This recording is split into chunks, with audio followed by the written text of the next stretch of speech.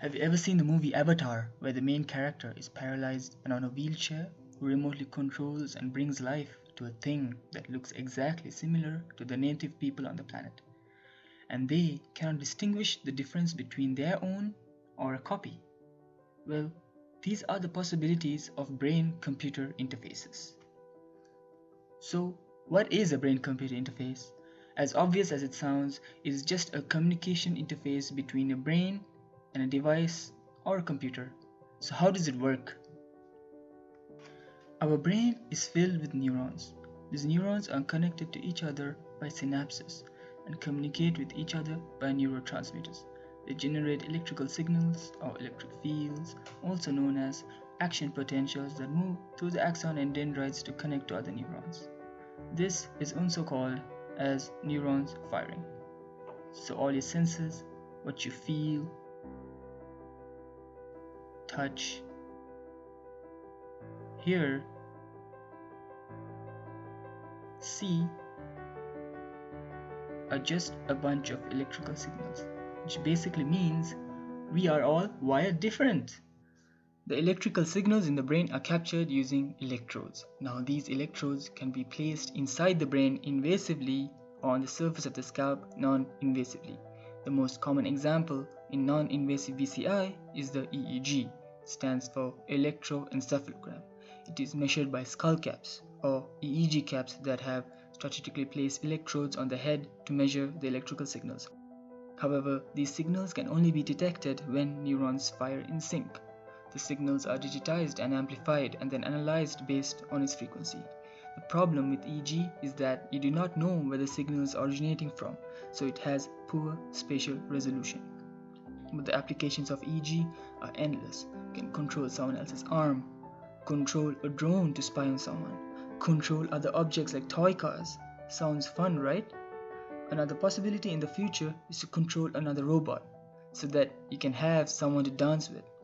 The most important applications of BCI are for rehabilitation purposes. Around 50 million people worldwide suffer paralysis today. BCIs can restore movement to your arms and even allow some people to be able to walk again and improve their quality of lives. Now moving on to the invasive brain-computer interfaces, we have the tech mogul Elon Musk's company Neuralink. Neuralink places electrodes right next to the axon to measure its electric field generated by action potentials. Now these electrodes are surgically placed by a robot so that they would not rupture blood vessels in the brain. The neurosurgical robot uses a computer vision system to guide this needle that is 24 microns in diameter that will drill holes through the skull. The N1 chip, which is the company's first electrode array, connects to 1024 tiny and flexible electrodes, in which 10 of these chips are placed onto one brain hemisphere. The N1 chip is capable of reading the brain signals or even generating signals from the brain, such as to stimulate muscle movement for people who have been paralyzed from the neck down. These N1 chips are then connected to a conductive coil behind the ear, which wirelessly connects to the battery-powered Bluetooth device called a link, in which the user has control over through a smartphone app. Neuralink's priority is to focus on patients with paralysis, and it will test its first patient this year. The applications of Neuralink are endless. One possible application is to transfer skills from one person to another.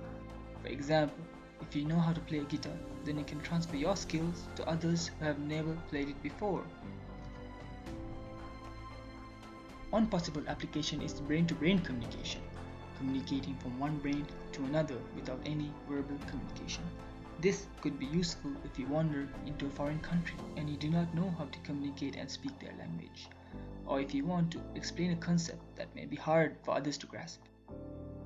Another possible application is vision. You can restore vision for some who have lost them. And memory. Just like your phones and cameras that can record moments with Neuralink, you can recall that moment, that entire sensory experience or emotional experience. Pretty much plays back your past, all the moments in your life where you messed up big time, and you want to have that feeling again. The reason Elon Musk created Neuralink is because he believes that we have to merge with the continuously evolving artificial intelligence, or else artificial intelligence would take over. He says that if you cannot beat them, then join them. Neuralink could transcend human beings and develop a future where people who do not have the Neuralink brain implant could be similar to people who do not have an internet connection. They will be left out. So what do you think? Do you want to get this brain implant? Are you excited for the future? Comment below. Please like and subscribe, and if you dislike this video, please comment why.